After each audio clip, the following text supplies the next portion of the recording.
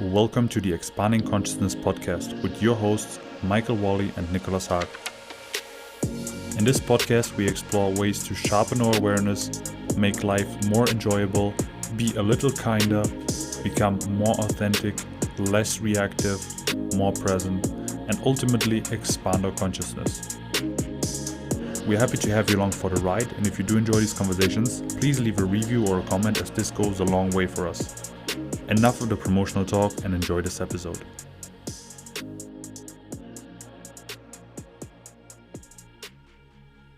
Hello, welcome to the Expanding Consciousness podcast. Today, we're talking about social anxiety, something that both of us have experienced to some degree, and something that I think affects a lot of people. And I'd like to talk about our own experiences of it, as well as maybe some techniques and tips and insights into how to work with it. So, Nick, what's your experience of social anxiety like? I definitely had my share and my encounter with social anxiety. I think there was a phase in my life where it was a little bit intense for me, and almost to the degree that I felt a little bit debilitated by it. So because it is something that really affects our behavior, right? So maybe it starts as something that is only annoying you, but if it really gets stronger, it can really prevent you from just seeing your social circle. It can prevent you of participating in society, and can make you a little bit isolated. I also think it could in that way maybe drive people in depression. In any case, I was experiencing it for a while, and it was driving a bit of this isolation behavior. It was a phase in my life when I then chose rather not to interact, like in specific environments. But once I realized that it was isolating me, I kind of knew that I had to do something about it, because I don't think it's a good idea. It's not a long-term condition for somebody to be in, because it slowly but surely limits your life and closes the box in on you, because the things that you can do are always limited because you are in this avoidance behavior. And this is really, really heavy. So I knew I had to do something about it. And we can also talk a little bit about like the things you can do about it, what worked for us, what didn't. But I did have some experience with it. How about yourself? Yeah, I'd honestly say a large portion of my life has been characterized, to some degree through social anxiety.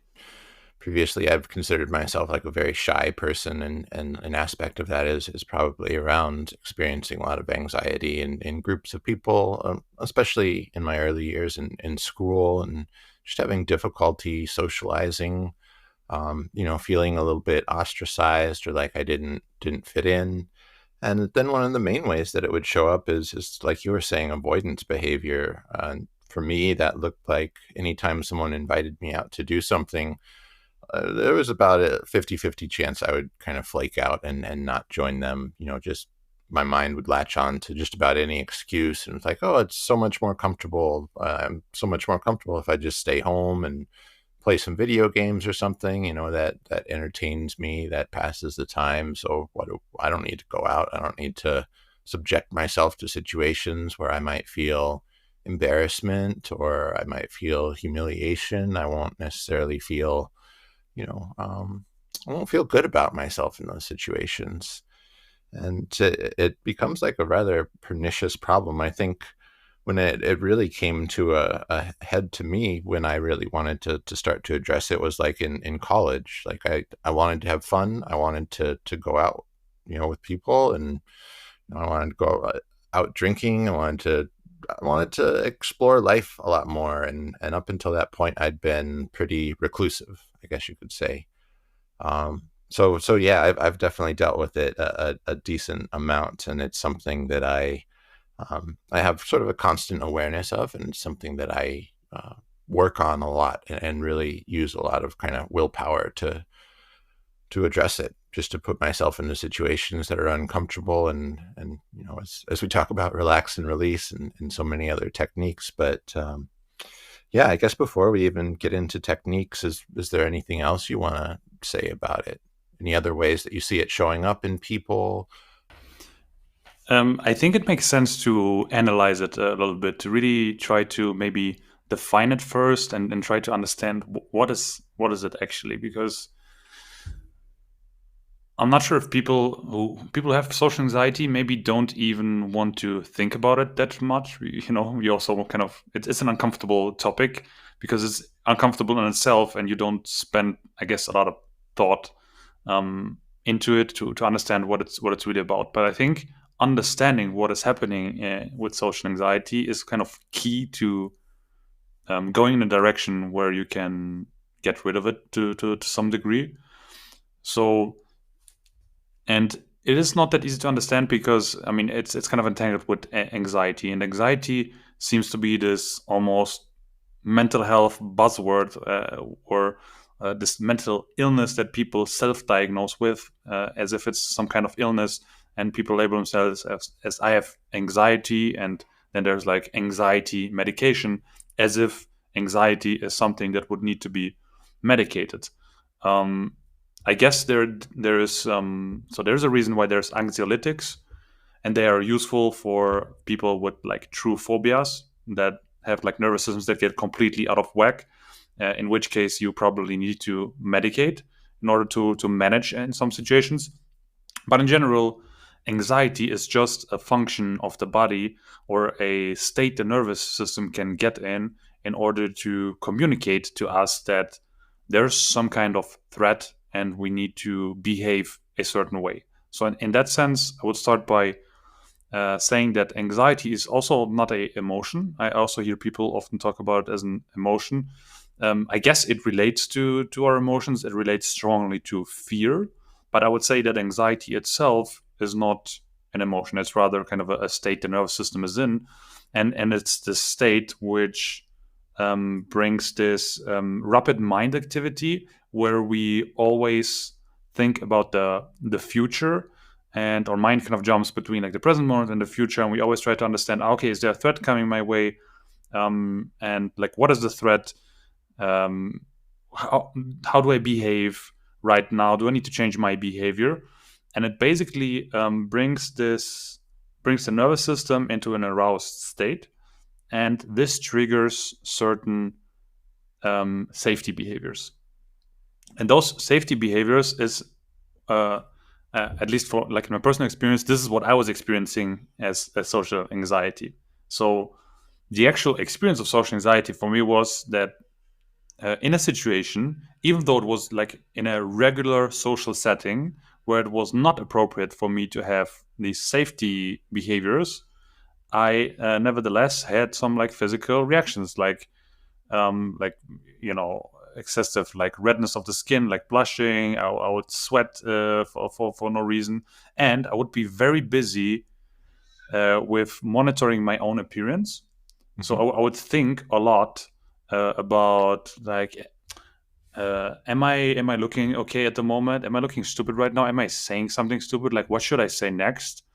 And it also led me to censoring what I was saying. So I would excessively think about like, what is the next thing I'm going to say, and is this thing like really smart to say, or should I better not say that? For some reason, you have so high criteria. Whatever I say needs to be like exactly fitting in the setting, and almost this. Well, it's a bit paranoid, and I think it comes from the arousal of the nervous system. But it leads you to saying very little actually.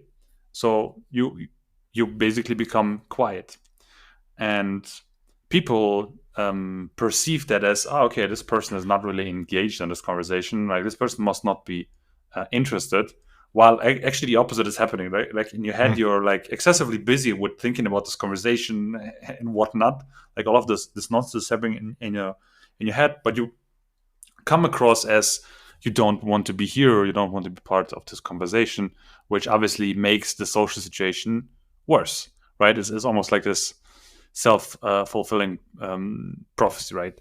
And Okay, I'm gonna stop there just like to lay out how I experienced it, and I'm curious also. Do you have any? Did you experience it in a similar way, or did you have like other symptoms?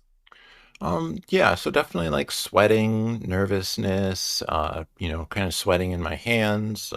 Armpits were always a big one, having, swampy pits, and that was always an embarrassment, like in high school, especially. Um, yeah, racing thoughts, a lot of sort of self-conscious thoughts, worrying about how you're being perceived by others, a lot of self-censoring, just makes it really hard to show up authentically and just kind of be yourself. It's like you don't even know who you are in a way. It's like you're kind of a chameleon where you're trying to I would say maybe an unsuccessful chameleon where you're trying to kind of blend in, you're trying to adapt to whatever social environment you're in, but you're not doing it very successfully, right? And just having a hard time even making small talk or maintaining a conversation with people. Usually just reaches this kind of awkward point where it's you don't really have anything to say, anything to talk about. You don't feel very engaged. Nothing's coming to mind, right? Like I've had some experiences where I felt much more socially capable, much more extroverted, and in those times, it just kind of flowed naturally that I would have an innate curiosity about other people and their lives, and when you're in a state of social anxiety, that isn't there. You're much more self-focused, right? And you kind of started getting into this area, but it relates a lot back to polyvagal theory. I mean, it is essentially a fight or flight type response, right? And so yeah, that's so our experiences, pretty much seem to line up there. And maybe we could get into some of what we see as the roots of social anxiety, but I'll pass it back to you in case you wanted to touch on anything else or hit on any other tangents. Hmm. You mentioned fight or flight, that it's this kind of response of the body. Yeah, exactly. Or maybe even more precisely, probably a freeze response. Or maybe that's also different for different people. In my case, I felt like it's this freeze response. Yeah, yeah, that's interesting. The survival responses are very closely related, right? One of them is an overactivation and would typically be more associated with like that higher energy, that anxiety just in general, I think is more associated with the fight or flight response. But then there are also these elements that are, very clearly a freeze response, like literally freezing up and not being able to interact and feeling potentially feeling depressed or wanting to hide or just get out of there. Those are freeze responses as well. So it might even be this state where maybe to some degree anxiety is bouncing back and forth between the survival states, right? So it is like this very manic kind of state that you just kind of want to escape from. And when it seems to be caused by being in social situations, you just want to always escape from social situations. Yeah, and what also happens is that you feel, at least for me, it is more difficult for me in such a situation than to think of topics to Yeah. speak about or whatever to keep a conversation going, because you're almost impaired by this fight or flight state or free state or whatever it is.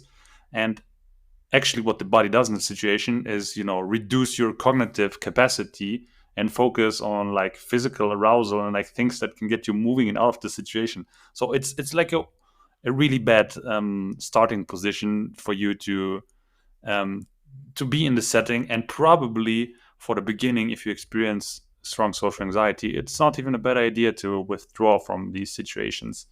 That might be a good strategy until you have found a way to work with it better and are in a situation where you can be in social situations without coming into this like extreme state where there's like no going back. But yeah, let's talk about like causes. What do you think um, are causes that affect us that strongly that even years later we have like nervous system response in social situations?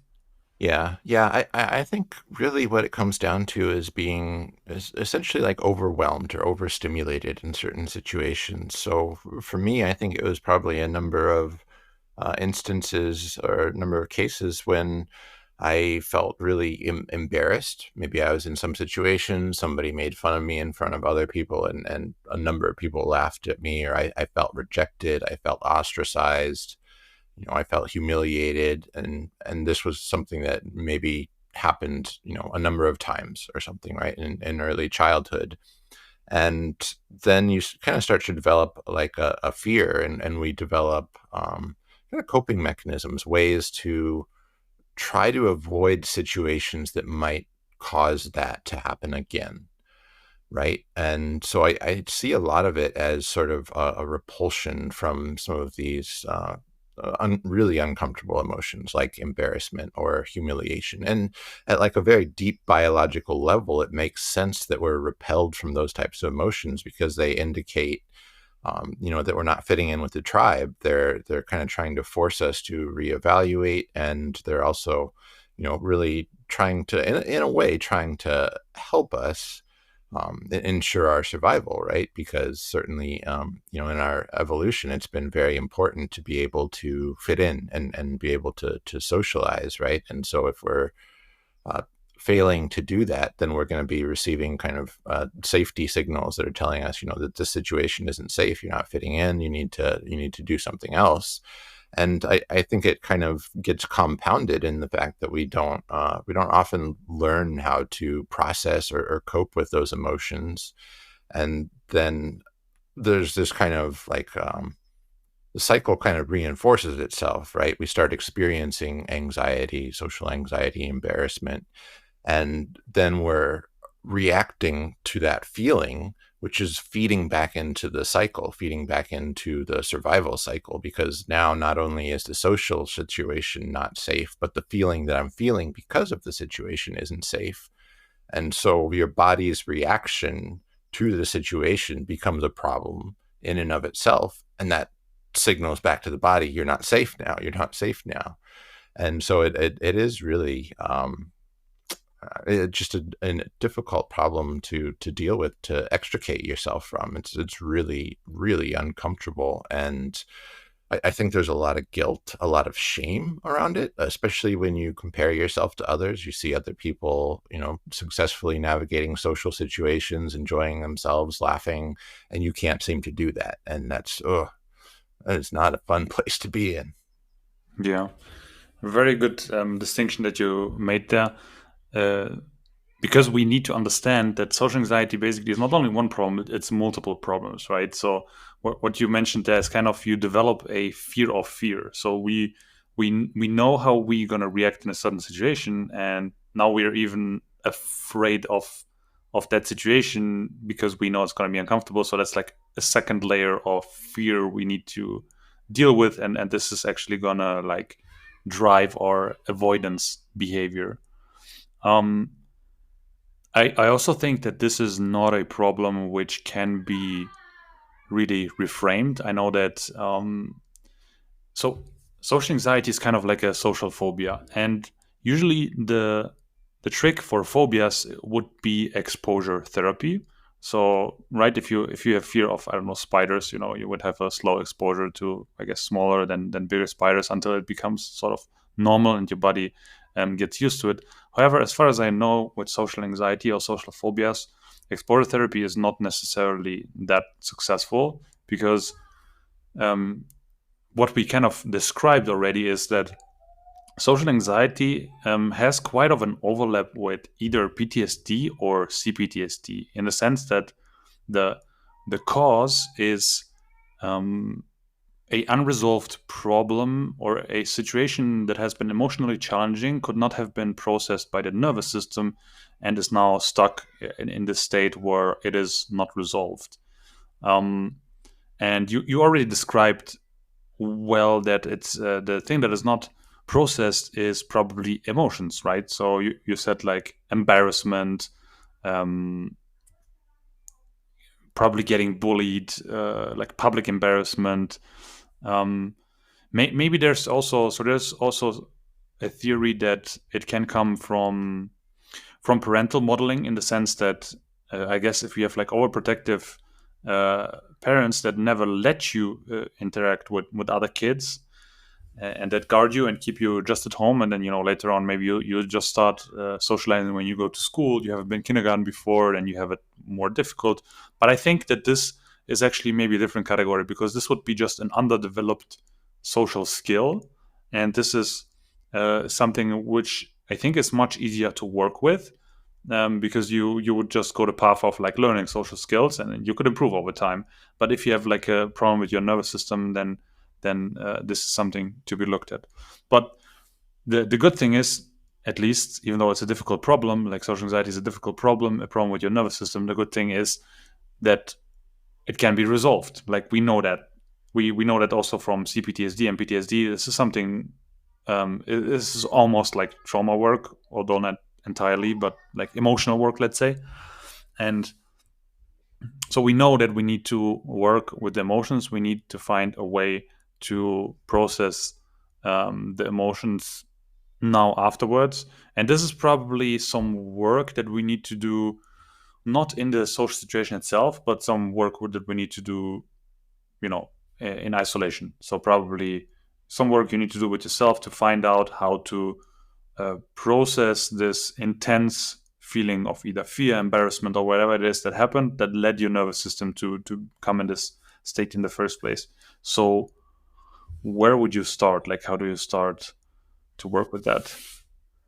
Yeah, I think one of the things that's been most valuable for me is really starting to distance myself a little bit from feeling like it's my fault, right? So I think there's a lot of tendency to kind of beat yourself up when it comes to something like social anxiety, and feel like you're broken, you're not right, you're not good enough, those sorts of feelings. And I think one of the first things that's been really helpful for me is recognizing that, hey, this is more a matter of the state of your nervous system.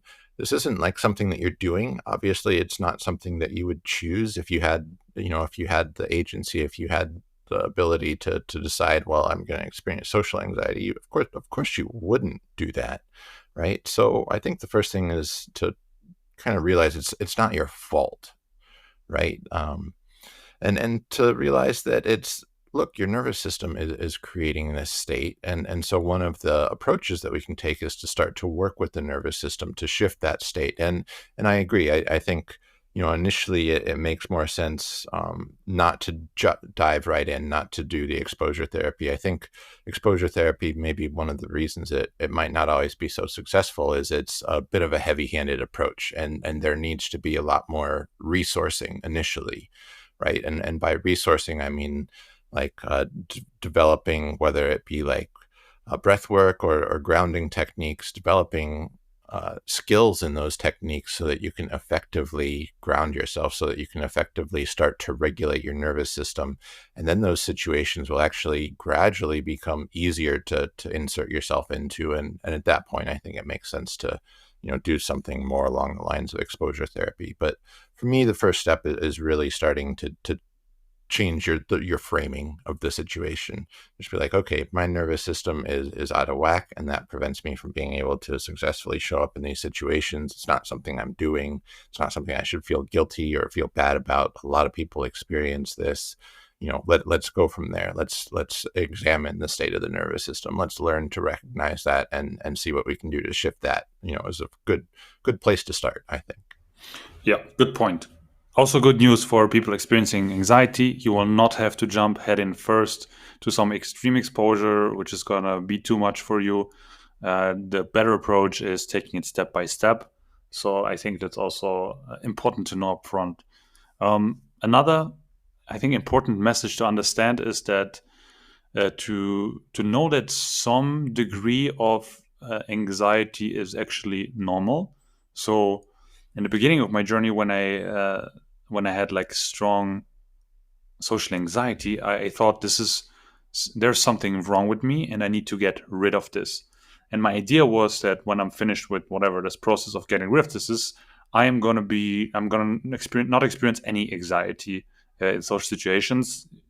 And and it's going to be completely gone. I think this is not true because we need to understand, even though anxiety can be unpleasant, and especially when you have these extreme forms of anxiety, now you have this relationship where you perceive anxiety as something very threatening and negative in your life, which you need to get rid of. This should not be the end goal. I think the end goal is to um, be able to experience anxiety and be okay with it and not be faced and by it so much that you go into this like hyper arousal state, but actually to be aware, okay, this situation is causing me anxiety. Let's see why, and then you are kind of able to also decide if you are basically keeping the anxiety in a situation, or if you let it pass through. So this is an important thing to understand, because if we're not willing to befriend anxiety in some way, I think we'll not be able to resolve the problem. We're going to be in resistance with anxiety, and this is also what creates almost an infinite amount of more anxiety. If you're not ready to accept it, then maybe you're not ready to solve this problem yet. Then maybe avoidance is good. But we should know that the outcome of this basically is at the end is not that anxiety is gone, but you'll experience it in normal amounts, and you'll be able to be okay with anxiety. Yeah, yeah. And I think that's can be a really difficult message to accept at first. I mean, I totally agree with you that the end goal is really about not necessarily ridding yourself of the anxiety, but changing your relationship to it. You know, there's some changing the way that you frame it, changing the way even that you experience it. I mean, it might be perhaps a little bit cliche, but anxiety and excitement are actually like very closely related in a way. These are just both energies that we're experiencing, but it's being interpreted in such a way that we see it as you know, a potentially dangerous or threatening thing, and so that puts us into overwhelm. That puts us into, you know, initially at least certainly being overstimulated, and then potentially, you know, being going into like a freeze response after, or bouncing around in there, as we mentioned before. But I think one of the most important places to start is grounding. You know, so maybe we'll talk a couple, you know, a couple simple practical techniques for grounding. I know we've definitely said them before, but I think it, you know, always bears repeating and re-emphasizing how important and valuable some of these techniques can be. So for me, some of the things that have worked pretty well is learning to be able to pay attention to the breathing. Right, that's a fairly simple one. When you're anxious, you're going to breathe one way, and when you're feeling a little bit more calm, you're going to breathe a different way. You know, so start paying attention to that. And when you notice, you know, anxious breathing, you notice anxious situations, you can start breathing a little bit more as if you were calm. So, you know, if you're not already familiar a little bit, one of the ways that you can do this is just extending the exhale. Right, that's a very calming thing to do. Um, and additionally, potentially avoiding pauses in your breathing. I will kind of throw in the caveat that pauses can actually kind of help you buffer emotion. So if you're doing something like box breathing, you know, it makes sense to have those pauses.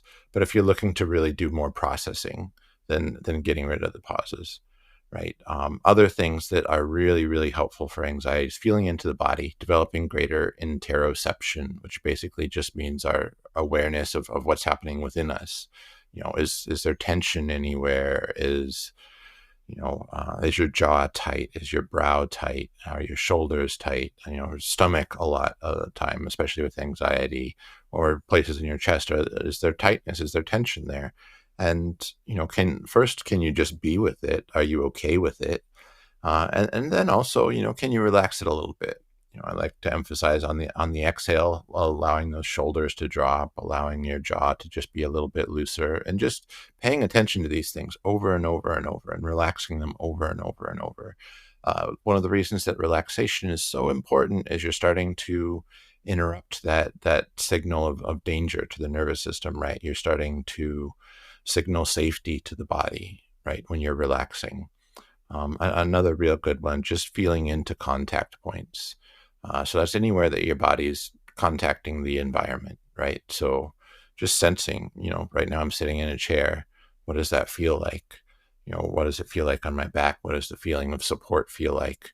Really starting to get into the body. And one of the other reasons this helps is because things like anxiety, we tend to be really up in our heads. So if we start to move more into the body, it can be very, very grounding. So those are a few of the more practical techniques that I personally use. Any other techniques you can think of that you've utilized, Nick? So basically the grounding I see as absolutely essential, kind of a skill that we need to help us process these emotions. So yeah, the breathing is absolute key. Like learning to notice our own breathing, keeping the breathing in flow is so helpful. And with this, we can practice perhaps in any given moment. We could check in with ourselves, and I would guess that most of the time, when you check in with yourself, you are able to find at least some kind of tension in your body, especially if you had a stressful day. So this is like this is something that we could practice every day, and just to get familiar with our own body, how it feels to come back into your body, how it feels to come from overthinking back into the body, and how it feels to come from a slightly stressed state back into a relaxed state. Because this is the tool that is gonna also resolve the anxiety, basically, or to be more accurate, not the anxiety, but the underlying emotion that is creating the anxiety. So once one is a bit more familiar with getting grounded, being in the body, obviously what helps a lot is meditation practice, is because it is the same muscle that you just described. Meditation is about always coming back to either the breath or whatever the object of meditation is, which is usually anything in our body. And this is basically the skill that we will need to be able to come back to the body, no matter how intense the experience will be. And when we feel comfortable with that, then I think we could go over to the next step, which would be to actually try to bring up the negative emotion on purpose. And it is actually quite easy, especially if you have strong social anxiety. It will be actually easy for you. So um, anytime when you're not in a social situation, you could sit down, you could practice what we just said, grounding, meditation, whatever it is, and you can try to put yourself into the last time you really had a strong reaction in a social situation, and purposefully let yourself drift there into the experience. Um, and obviously, you can, if it gets too intense, you can always get up, right? And you can stop this. So you decide how deep you want to go into this. But you pick any situation, that the last situation where you remember it was really strong, and you try to get back into the state. You try to think of like, okay, how did this feel in my body, and where did I actually feel that? Was it a feeling in the chest? Was it a feeling in the head?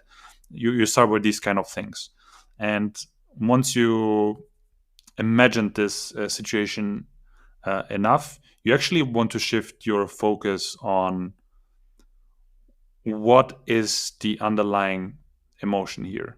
You want to really understand, what is this reaction of my body trying to tell me?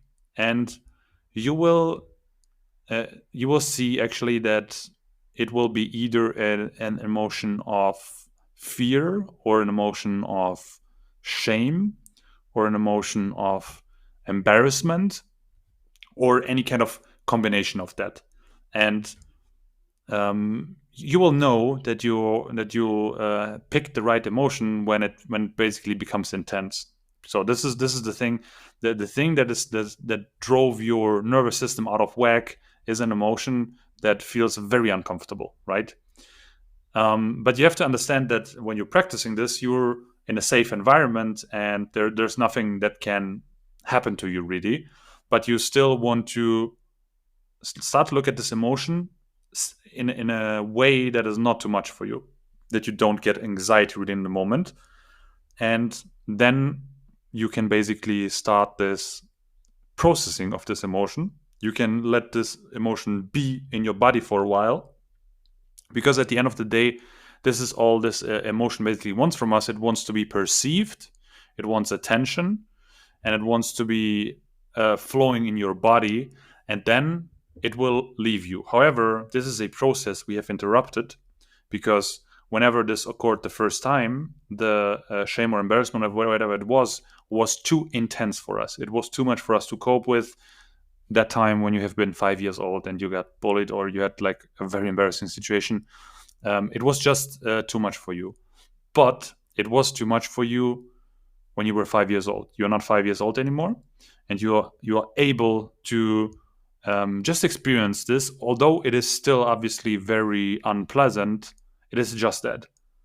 And knowing that, you'll be able to allow it to flow through your body, and maybe it will actually bring up the particular situation where it occurred.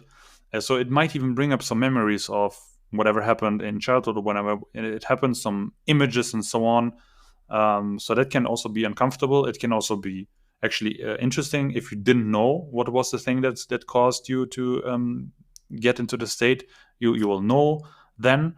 But important is that you do not need to go into the mental imagery of whatever the situation was and now relive this experience. It is interesting. You can pay attention to it, but the focus is always the emotions, and you should come back to the emotion always until it is fully processed.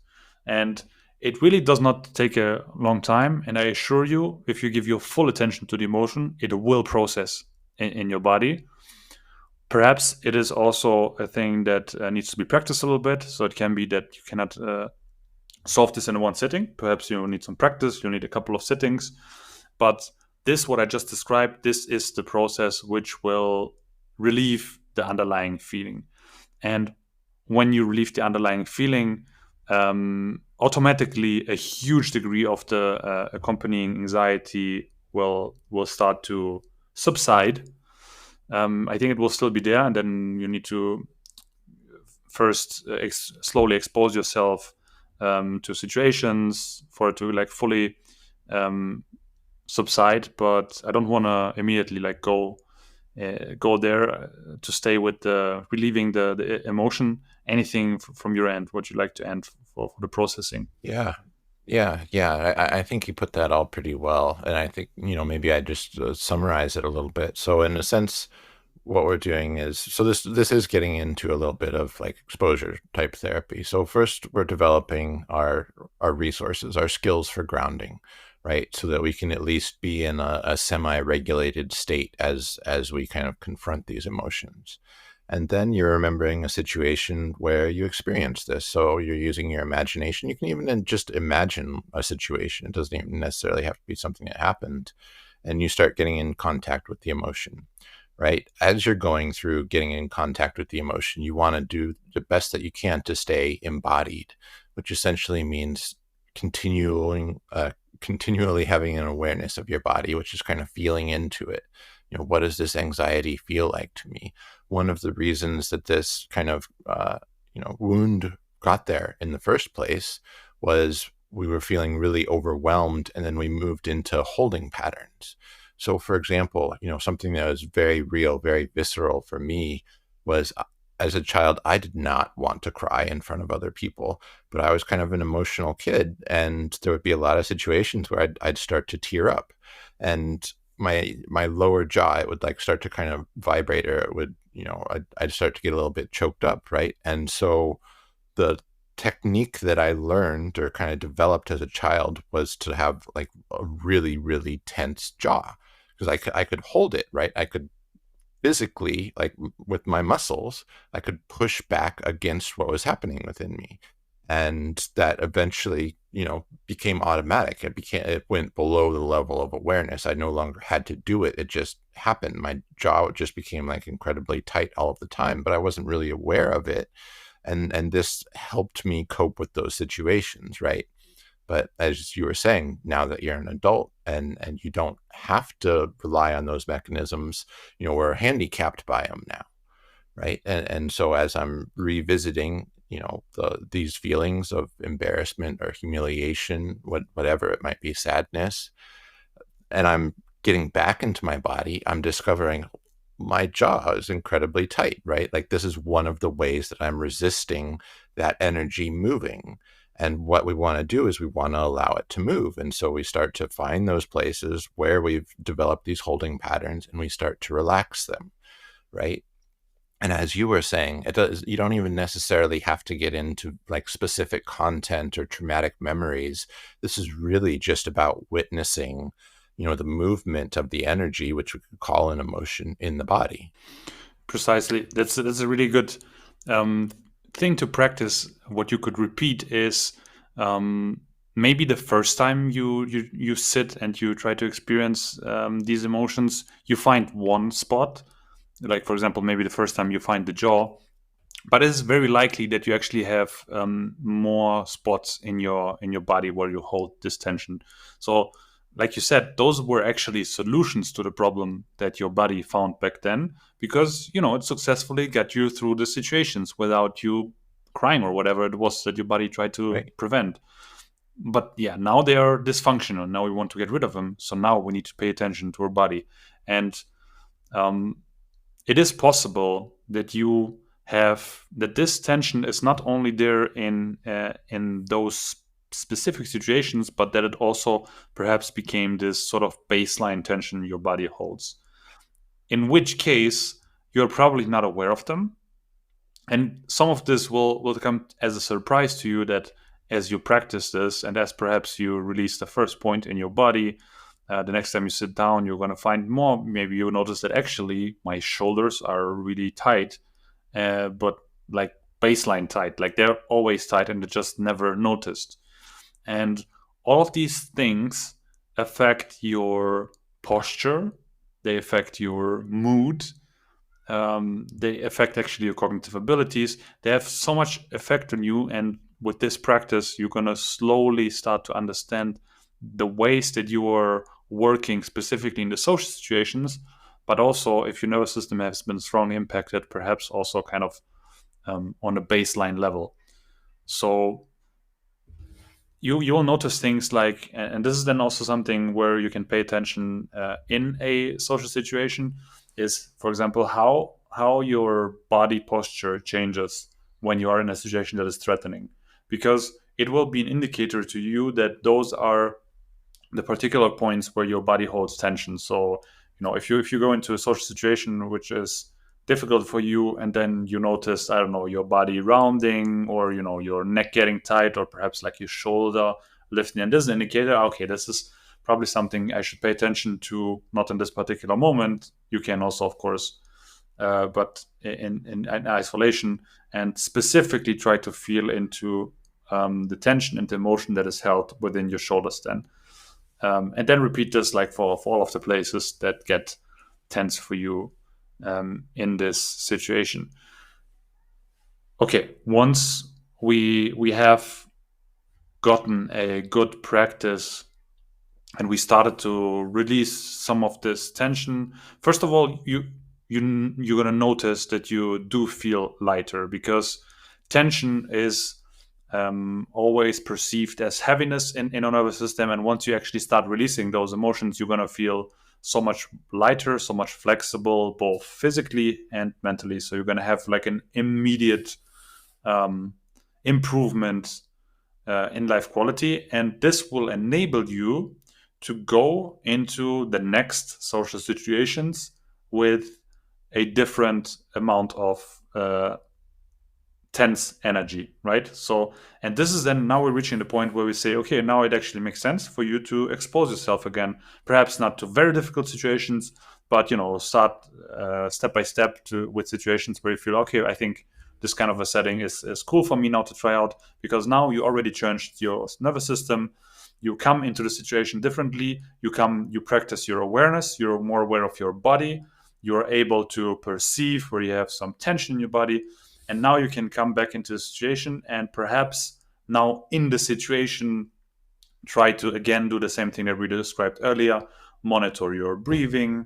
If you notice in a situation that your breathing just stops, consciously come back, continue the breathing, because we learned this is the thing that grounds us. If we stop breathing, this will increase our heart rate. If we keep the breathing flowing, we will decrease our heart rate, and this should then reduce also the physical symptoms that you have of, like, I don't know, either sweating or, or blushing, or these kind of things. And now you can get yourself familiar with how it is to regulate myself in the situation itself, which is only possible if you don't go over this threshold of where you're like, you basically just need to leave the situation. So this is important to know. If you're still there, perhaps it's good to exit the situation and wait for a more simpler one. Yeah, I think that's a really good way to describe it. And so overall, first, we're starting to see that it's not our fault, right? It's the nervous system that's doing this, right? So then we start to develop grounding resources, different ways to ground ourselves. Then we start to work with the emotions that are underlying it. Once we've developed some skill both in grounding and working with the emotion, then we're exposing ourselves to the actual situations that are problematic, that give us this anxiety, and we're doing so gradually, right? And with a lot of self care, I would kind of emphasize in all of this, right? Like, cut yourself some slack. These techniques do work, but it does take some time, and it does take developing skills in these techniques, right? The first time you practice some of the grounding or the breathing, it might not have a noticeable, like, stabilizing effect on you. It does take developing some skill, developing some awareness, and in particular, for example, around the breath work is one of kind of like the North Stars that you want to pay attention to is ease. So that means, like, not forcing some of the breath work, right? So for example, like if you're doing 4-7-8 breathing, which is a really good one for calming, a really good one for even helping you sleep, it can be difficult to extend your exhale to a count of 8. And so, you find the place where these techniques are comfortable for you and you work your way up to them, right? You develop more capacity, greater skill. So that's kind of like the overall picture of how this works. And in my situation, in my experience, it really does work. It's probably taken, a couple of years of investment in learning about these things. Arguably, if I would have understood it better at the beginning, I would have been able to move through it much more quickly. But I'm at the point where there's really not a social situation that I'm afraid to put myself into. I will go into just about any social situation. I'll talk in front of large groups even of people. In fact, I just interestingly, I kind of just volunteered myself to my manager to give a little talk on managing stress and anxiety to some of my coworkers. So I'm going to be talking in person to, I'm not quite sure how many people, anywhere from probably 15 to 30 people or so. And I'm excited about that. I'm not, there's sure a little bit of butterflies, but it's not something that I'm dreading.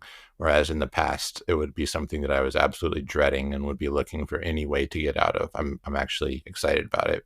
One of the reasons I'm excited about it is because this stuff works, and I want to be able to share it with people, because I know a lot of my coworkers suffer from these things as well, right? I mean, I think a lot of folks do to some degree or another, so we're not alone in that. But yeah, that's kind of my high level overview and maybe motivation for how this stuff works. Nice. That sounds really great. I'm happy to hear that it worked for you, and that you're now in a situation where you're not limited anymore to do the things Yeah. that you want to do. Yeah, and maybe this is a good opportunity to re-emphasize that, why people should definitely find ways to work with their anxiety, and even if it is like something else than what we're describing, if it is like cognitive behavioral therapy or something else.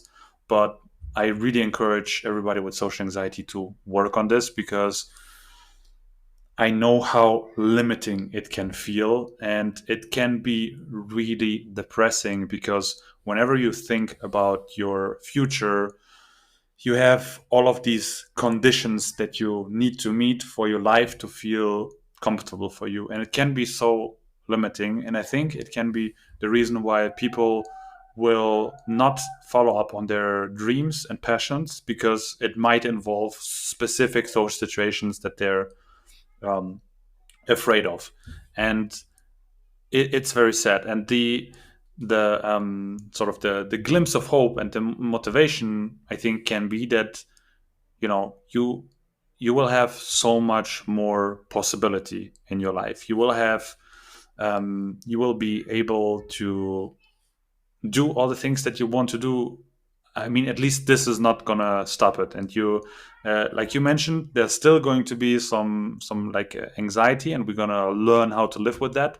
And that is completely normal. We're not getting rid of it 100%, but it will not block you from doing what you want to do. And this will bring a lightness into your life. It will bring a form of liberation in your life that that I think everybody should aim for. And also to repeat, if you have strong social anxiety, there is nothing wrong with you. Like it's often also social anxiety is like mixed up with shyness or introversion, and this is actually not the Mhm. case. You can be both, either, or you can be shy, you can be introverted, and you can still talk to people, and you can still give talks in front of people. Maybe if you're introverted, that's not what you're going to do every day, but you should not be stopped from it, from doing it once in a while. um, so it's not the same like shyness or introversion. It is something different. Your nervous system has a problem, and your child self probably found a solution for it, and um, you can undo that problem. This is something that can be fixed. You can work with your nervous system, and you can come back to regulation. And this is just a perspective I want to leave people with, um, to know there is a way out of this problem. Yeah, yeah, I totally agree, and just want to kind of reiterate and reemphasize that. I know for myself, for the longest time, I felt like, well, this is just the way that I am, and this is just the way that it's going to be, and I just need to learn to enjoy myself without having to go into those types of situations. But ultimately, it just becomes more and more limiting as time goes on, and the more that you allow it to kind of dictate your life, the more limiting it becomes, and it gets to the point where it's not worth limiting yourself that much anymore. And the the solution to stuff that we're talking about here today, you can take a very gradual approach to it. You don't have to really force yourself. It doesn't have to be terribly uncomfortable. Yeah, there is going to be some discomfort, but honestly, the amount of discomfort that you experience going through this process is minuscule compared to the amount of discomfort that you're going to experience if you don't start to address these problems, because inevitably you have to go out into the world, have to have a job or whatever it is that forces you into those situations. And it's just the amount of freedom that you feel. It's really almost undescribable. It's really wonderful, and it's one of the reasons that I you know I'm so passionate about sharing these things with people, is just because I never knew that there was a way out. I never knew that I could feel so much more capable, that I could feel okay in social situations, that I could even get to the point where I can enjoy it, where I can look forward to it. Those there were points in my life very recently, you know, past couple of years, where I would not be capable of looking forward to those things. My mind would be looking for a way out all of the time, and it's not doing that so much anymore, right? Like you were saying, the anxiety, there's still some there, but my relationship to it has changed so significantly. I'm not afraid of it. I'm not going to change my life to avoid it.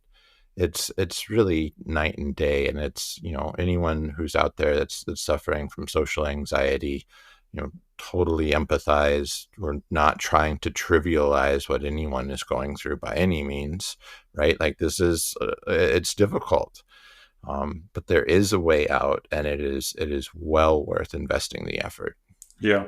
To add one maybe last nuance to it, I think it can lead you to much more authenticity, because one of our strategies is because we feel uncomfortable in situations is to start to think of, okay, how should I behave that I am liked in this situation, or that I perform better in this situation, because this is what your mind was busy with, the kind of problems.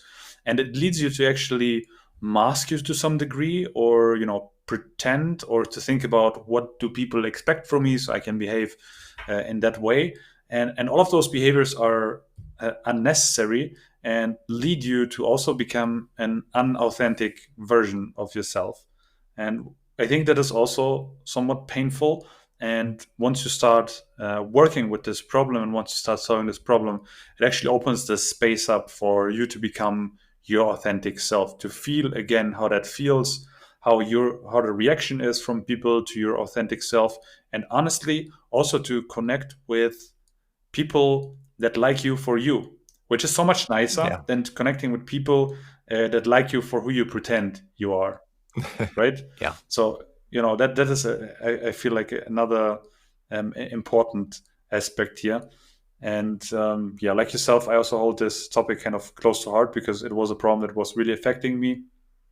I feel that I'm at a point where it's not affecting me anymore, but still I'm like interested in how does this happen for people, how can people be helped with this problem. So I would be actually very curious to also hear other stories of people that maybe had social anxiety, that overcame it. What was the ways that worked for you? Because I'm sure like what we described is not the only way. Yeah. Like, did people solve this in a somatic way? Did people solve this through cognitive behavioral therapy? Like, what is the things that work? Um, I would be super happy to hear a story if you can comment it or message us. Yeah. Yeah. Totally. And yeah, I agree so much with everything that you said there. Yeah. I think that's a good place to end it. Awesome.